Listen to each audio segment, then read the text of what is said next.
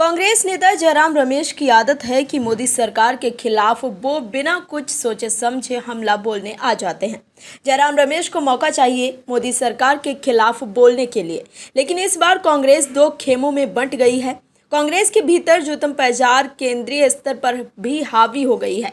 नीति आयोग की भी बैठक में जो ममता बनर्जी ने ड्रामा रचा, उसके बाद से जो कांग्रेस की तरफ से प्रतिक्रिया आई, उसको लेकर कहा जा रहा है कि नीति आयोग के कारण कांग्रेस के भीतर ममता बनर्जी को लेकर आंतरिक कलह है, वो सतह पर आ गई है। नीति आयोग की बैठक के बाद ममता का बयान आया और कांग्रेस दो फाड़ हो गई है। जहां एक तरफ कांग्रेस नेता जयराम रमेश ममता के समर्थन में खड़े नजर आए, तो वहीं बंगाल कांग्रेस के अध्यक्ष अधीर रंजन ममता को आड़े हाथों लेते नजर आए। क्या कलह की पूरी कहानी है, सुनाते हैं आपको।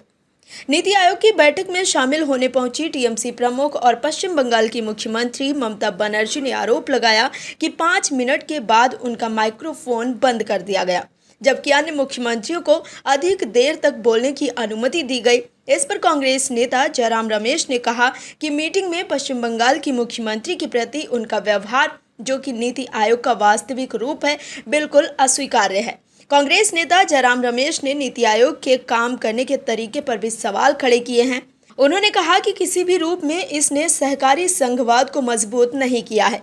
इसका काम करने का तरीका स्पष्ट रूप से पक्षपात से भरा रहा है। ये प्रोफेशनल और स्वतंत्र तो बिल्कुल भी नहीं है। ये अलग तरह के और असहमति से भरे सभी तरह के दृष्टिकोणों को दबा देता है, जो एक खुले लोकतंत्र के मूल तत्व हैं। इसकी बैठकें महज दिखावा मात्र की होती हैं।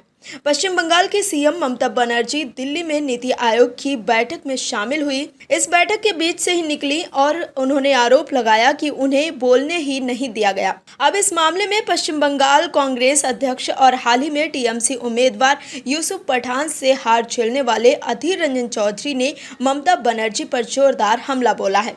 बंगाल कांग्रेस के अध्यक्ष अधीर ने कहा कि ममता बनर्जी झूठ बोल रही हैं। उन्होंने ममता के दावे को स्क्रिप्टेड करार दिया।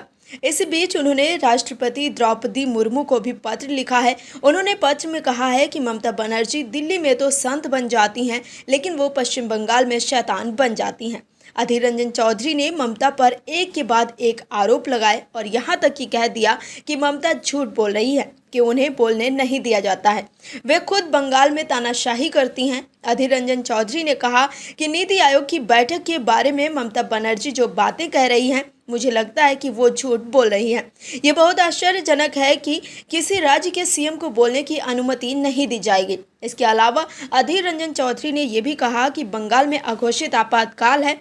तानाशाही का स्वरूप रोज देखने को मिलता है। ममता लगातार झूठ बोल रही है कि बोलने का मौका नहीं दिया जाता है। इतना ही नहीं, अधीर ने यह भी कहा कि चुनाव हो या ना हो, बंगाल में जिस तरह की अराजकता का सामना करना पड़ रहा है, नगर निगम चुनाव में हमें वोट देने का मौका नहीं मिला, जबरदस्ती चुनाव जीतते हैं। दर्शकों, समझाना अब ये अहम है कि क्या ममता को लेकर कांग्रेस एकमत नहीं है। वहीं वित्त मंत्री निर्मला सीतारमण ने भी ममता बनर्जी द्वारा लगाए गए आरोपों को झूठा बताया।